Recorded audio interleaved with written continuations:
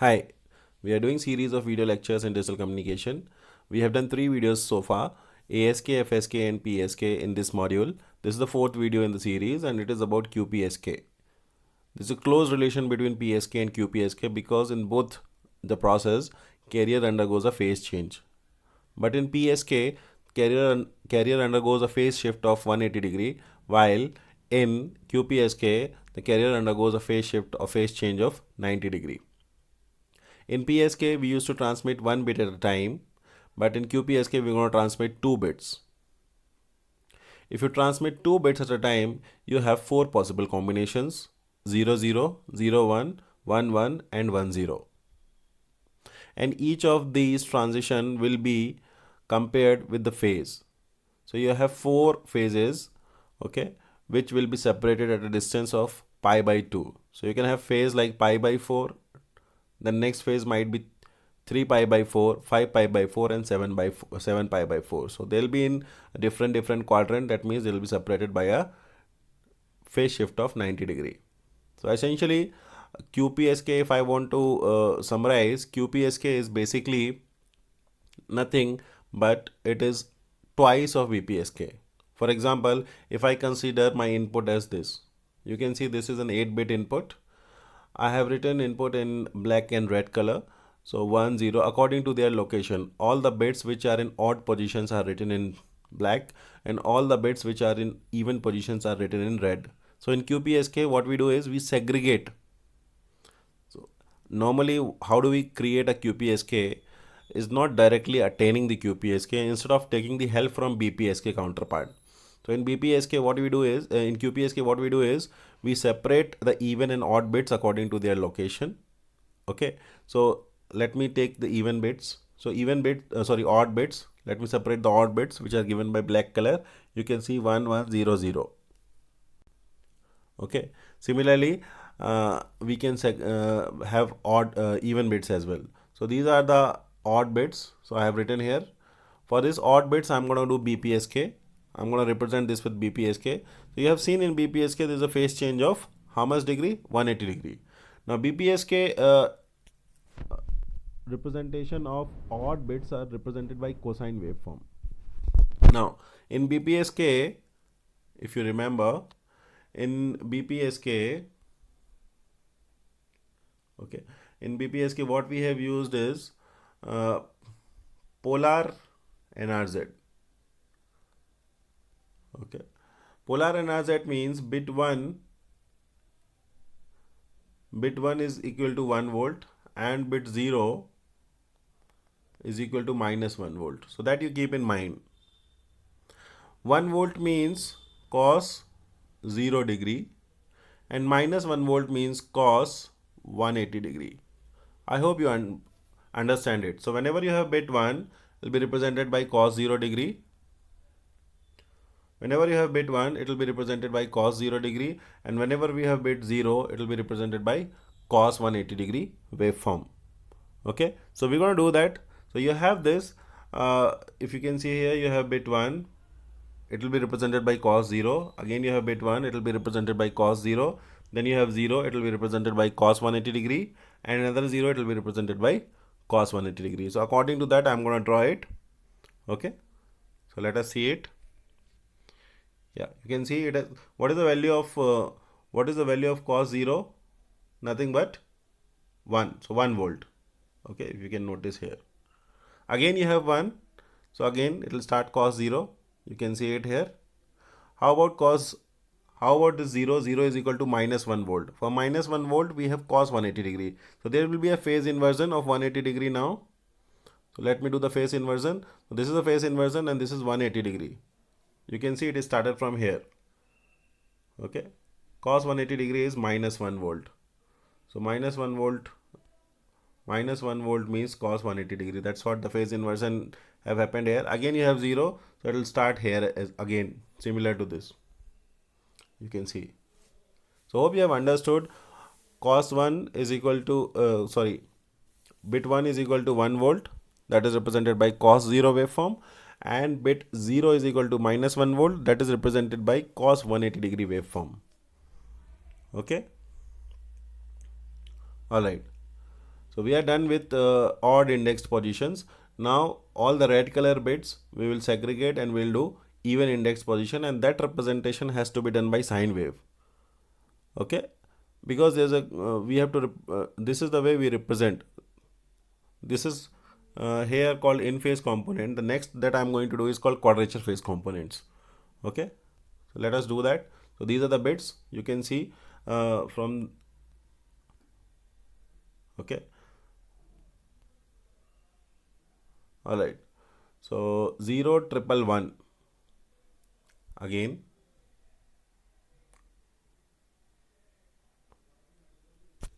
So 1 volt, or I can say, or more precisely, bit 1 is given by 1 volt, bit 0 is given by 0 volt. It is given by how much? Sine pi by 2. Sorry, this is not 0 volt, I'm so sorry. This is minus 1 volt. Sine 3 pi by 2. So this is the way we do it. Okay, so accordingly we'll have waveform. You can see sine waveform for 0, it will be 3 by 2, or you can say minus pi by 2. Okay, minus 1 volt. Bit 0 is equal to minus 1 volt, so you have here, you can see corresponding minus 1 volt. Bit 1 is at pi by 2, it will become maximum. You can see here. So there's a phase inversion. Whenever you're going from 0 to 1, there's a phase change of 180 degree. Again you have one, same. Again you have one, same. Now you're gonna add both the bits to get the QPSK. So two BPSKs are combined together to going to give you one. So what operation you have to do? A QPSK is equal to BPSK 1 plus BPSK 2. So this was a cos wave, okay, and this is a sine wave. So you will add both of them to finally get QPSK. Okay. So yeah, this is the way you add one by one and you'll get QPSK. Now if you see the voltages are between 2 volt and minus 2 volt, because sometimes addition of this wave plus this wave might be greater than 1 or less than 1. So I have kept the limit between 2 and minus 2. Of course it will not go more than plus 2 and minus 2. Okay, so the last waveform that you have is QPSK. Alright, I hope you have understood what is QPSK. Okay, this is the concept of QPSK. Again, we'll have 5 divisions for this topic as well. The first one is signal space representation, then QPSK transmitter, receiver, and probability of error, and finally the power spectral density. So first we will start with QPSK, signal space representation. Okay, we have a generic equation to represent QPSK. As I told you, in QPSK we take 2 bits at a time. 2 bits have 4 possible combination, and these 4 possible combinations are 0 0 0 1 1 0 1 1. They will be assigned with 4 different phase separated at a distance of pi by 2. Okay, if I tell you, okay, these are the possible combinations that you had. Okay, in the previous you have seen 1 0, okay, 1 0 1 1 0 1 0 1, like that. For every combination you have a phase change, if you can notice here. All right,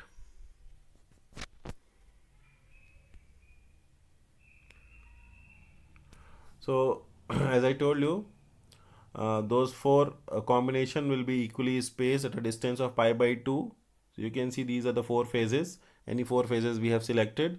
3 by 4 minus pi by 4 will give you how much?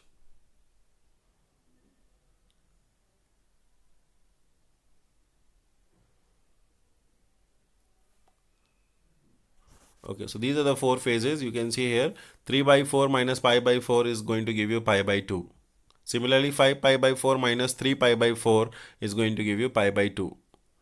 So each of these phases, any of these phases can be selected, and you can have uh, a phase difference of pi by 2 among these combinations.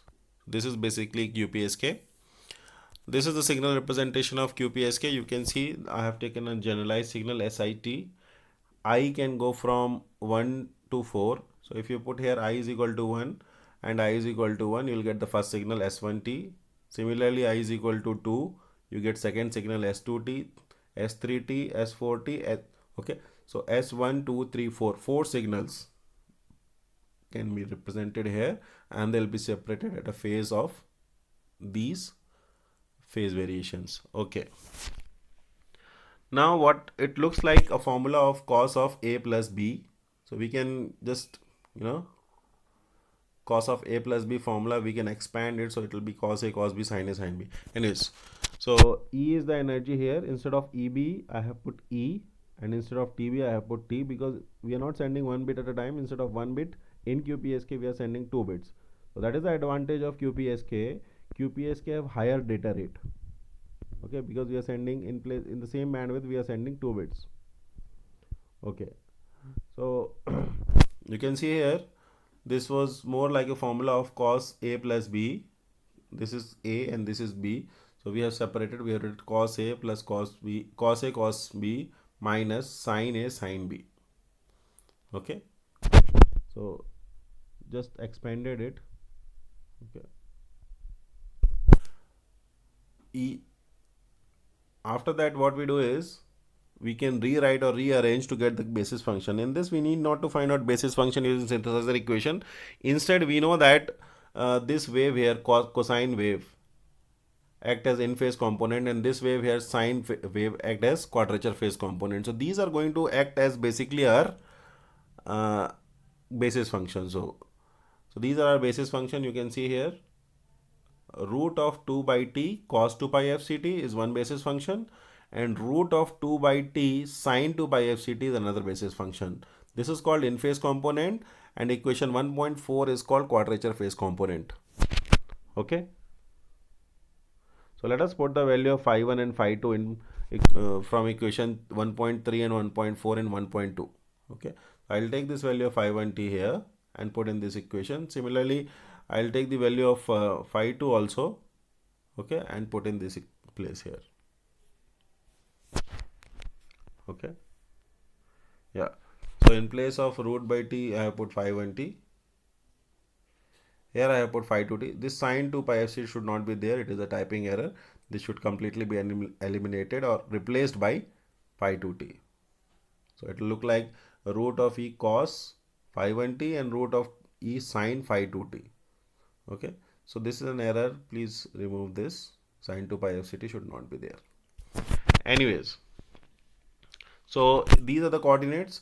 Coordinates are nothing but the constant coefficient which are associated with the phi1t. So these are the coordinates. This complete thing is coordinate of, and this complete thing is coordinate of phi2t. Okay, you can put I is equal to 1, 2, 3, 4. If you put I is equal to 1, what you get? Root of e cos. If you put I is equal to 1, so you will get cos pi by 4, and minus root of e sin pi by 4.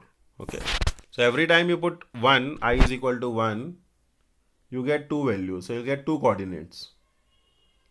Let us say root of e by 2 represents positive 1 volt or bit 1, and minus of root of e by 2, let us see closely here, minus of root of e by 2 represents 0. It is coming from here. Once you put I is equal to 1, you get two coordinates, root of e by 2 and minus of root of e by 2. Root of e by 2, every time we're going to write it as bit 1, and minus of root of e by 2 we're going to write as 0. Similarly, again, if you put I is equal to 2, you'll get two values. I is equal to 3, you get two values. I is equal to 4, you get two values. And all this is the way you're going to fill up the table. Every time you have minus of e by 2, okay, it is represented by 0. Plus of e by 2, it is represented by 1. Like this, you have all the values. Now, if you can notice that when you have put I is equal to 4 here, Okay, when you put I is equal to 4, okay, you got both the positive coordinates 1 1. Okay, one more thing that I did not tell you is that there are only two basis function, so signal space diagram is going to be two dimensional. So two dimensional signal diagram will accommodate four signals. Okay, S1, S2, S3 and S4. Okay, so this is the constellation diagram we have. It is two dimensional, given by phi 1 and phi 2. If you focus here, signal number 4, okay, it is having both the positive coordinates. Signal number 4, it is having both the positive coordinates, root of e by 2 and root of e by 2. So it will lie in the first quadrant of constellation diagram. Okay, let us put it. Okay, so signal number 4 having coordinates root of e by 2 and e by 2, this is in the first quadrant. What about the second quadrant? Okay, second quadrant is nothing but signal number 3. You can see here the horizontal axis is negative while the vertical axis is positive, so this represents the second quadrant. Okay, so we have equation number 3 with these coordinates, sorry, signal number 3 with these coordinates. Signal number 2, both are negative, so it will go in third quadrant. Signal number 1, the horizontal axis is positive while the vertical axis is negative, so it will go in fourth quadrant. So this is the way you're going to represent 4 signals in two-dimensional signal space for QPSK. So a QPSK is basically a two-dimensional system. Okay, it has 4 signals which are separated at a distance of how much? Pi by 2. You can see it here. Okay,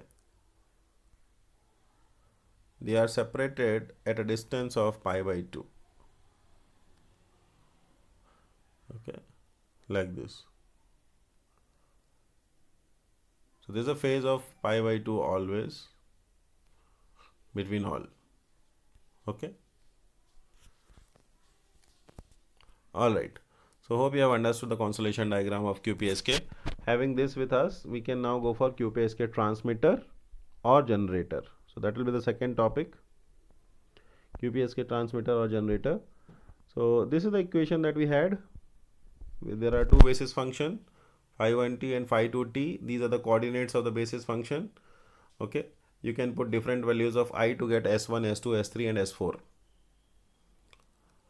Alright, so two basis functions means you need two multipliers, and every time you put I is equal to 1, you get two values, right? Two coordinates.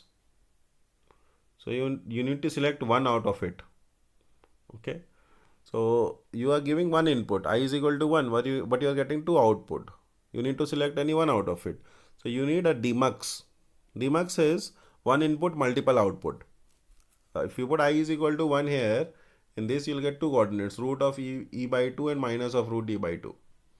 Right? You have to select any one of it. So you need a demux. And you need two multipliers. One to multiplied with basis function phi 1t, another to multiplied with basis function phi 2t. Okay. So this is the transmitter of QPSK. These are the coordinates as you can see here. These are the coordinates, this and these are the coordinates. You need a demux switch. This is going to the input. Okay. If you put I is equal to 1, you will get two inputs, root of e by 2 and minus of root e by 2. Root of e by 2 will go here and multiply, one second, will go here and multiply with phi 1t, and minus of root e by 2 will go here and multiply with phi 2t. Let me bring phi 2t as well. Yeah. Okay. This will give you one signal and another signal. They both will be added to finally give you the signal S1t, S2t, S3t, S4t accordingly. So hope you understand what is QPSK transmitter, why there is a demux switch. Demux switch is once you give I is equal to 1, you get two coordinates, and those two coordinates should go and get attached with phi 1t and phi 2t to finally give you the signal. Alright. So we have a transmitter with us. Now we need to find out receiver. In receiver, as always, there is going to be a kind of noise, and then the kind of noise for analysis we are taking is AWGN noise. Okay. So this is receiver.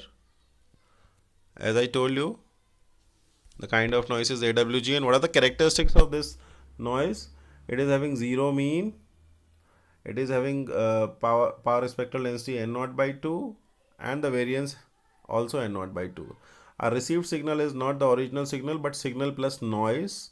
So x of t is the received signal, which is the transmitted signal plus the noise.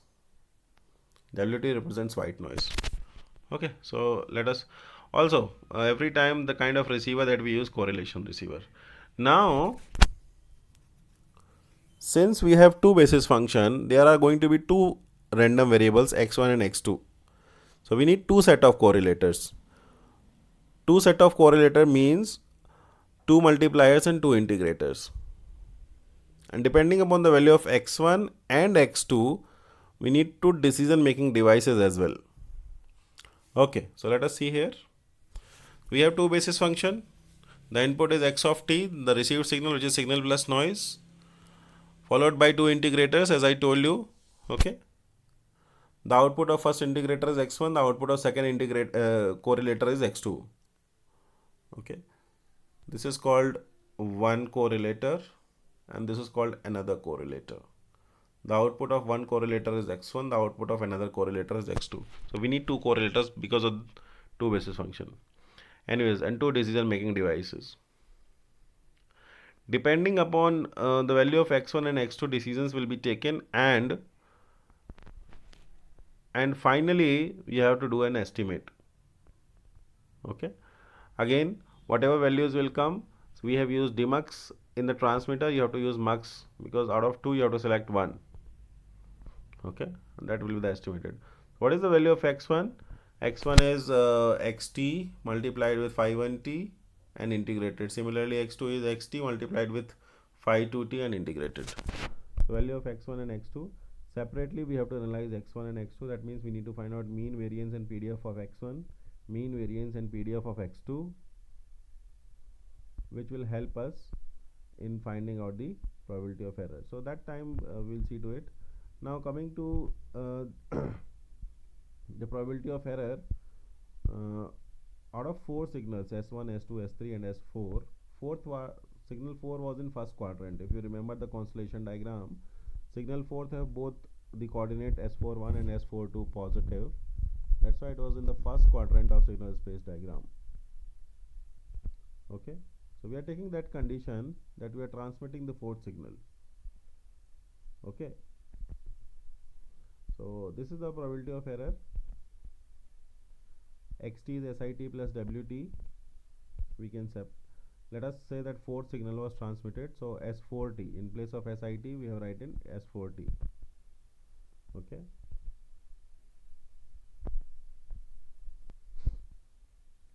all right. So x1 is equal will become S41 plus W. The value of S41 is right in front of you in the blue box.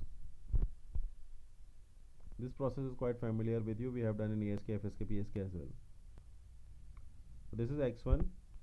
We need to find out mean, variance and PDF. For mean of x1 we have this. Now here you see here this is going to be 0 because mean of the noise is 0 anyway. Mean of a constant is going to be the constant. So this is the mean. Variance is n0 by 2, it is fixed. PDF, we have the formula of PDF, which is a Gaussian random variable formula here. You can see if I put the value of mean and if I put the value of variance, I'll get the PDF. PDF is actually conditional PDF. The condition is we are transmitting both positive coordinates, fourth signal, that's why bit 1 and 1, and receiving x1. X1 can be signal 1, 2, 3 and 4. That we have to see. Okay. While calculating probability of error is that we are transmitting 4 but will receive 1, 2 or 3, any of that. So putting the value of variance and mean, we finally got our conditional PDF. If we find out the area, that means if I integrate the PDF, I'll end up getting, once again, yeah, if I integrate this particular thing, if I integrate between 0 to t or tb, if I integrate this between 0 to TB, I'll end up getting the probability of error. Anyways,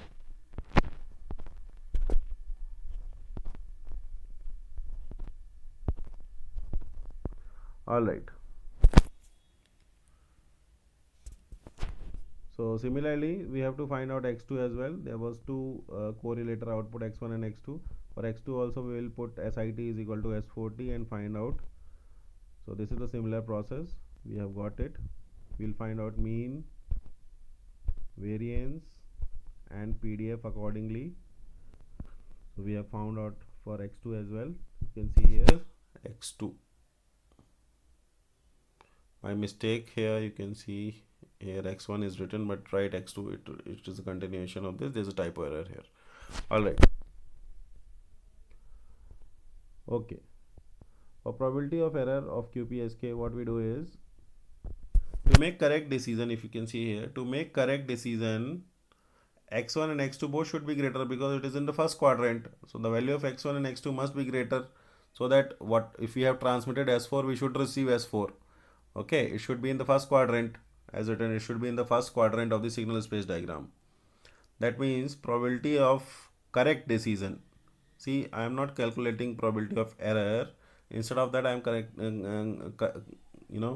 trying doing probability of correct reception, and then I'll subtract from 1 to get incorrect reception. Okay, so probability of correct reception is P of x1 greater than 0 into P of, because they are mutually exclusive, P of x2 greater than 0. So one by one I have to find out probability of x1 greater than 0 and probability of x2 greater than 0, and then finally do the product. Let us start with the first one, P of x1 greater than 0. We have seen probability of error is to find out probability of error or correction. What we have to do, we have to find out the area in the PDF. We have found out PDF of x1 and x2 separately. So if I found out this, the area inside it, I will be able to find out the probability. This was the value that we have got in the previous discussion. We have put the value here. Okay, and that has to be compared with Q function. This is the common routine drill that we have done for all ASK, FSK and PSK. Compare their this function here, the powers here, and then change the limits and change the values to change the operator dx1 into dz. So you see here, finally the operator will change. Okay, so operator from dx1 has changed to dz for px1. You can see finally we get this. Now again this will be compared with the Q function. Okay, if it compared with the Q function, you will get this in terms of Q function. Okay, so you got px1 in terms of Q function minus of e by n naught. After comparison, you can see here the limit is minus of e by n naught, so you got here. Similarly, you can get another value, p of x2. Okay,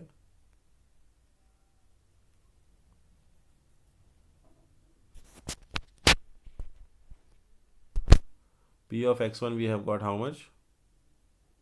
Q of minus e by n naught, which can be written as 1 minus q of e by n naught. That is the property of Q function. Now since p of x1 greater than 0 is this is equally likely, so p of x2 greater than 0 is also same. So equation 4.18 and 4.19 both are same. So this is the probability. Once we got this, we need to do the product of this, px1 greater than 0, px2 greater than 0. So we do the product of it. While doing the product of it, we'll get the correct reception probability. Let us do this. This is, if you see here, this is nothing but a minus b whole square formula. Okay, so a minus b whole square formula, so a square plus b square minus 2ab. Now this term is going, this is a small value, square of it is going to be still a smaller value, so this will be neglected. So this is what we get. Approximate error is like this. Okay, this is the correct error. So what is this is the correct reception. Then what is error? 1 minus this will be the error. So you do 1 minus this, you'll end up getting probability of error for QPSK is this. This is the symbol error because we are transmitting 2 bits at a time, 1 and 1. So what will be the bit error?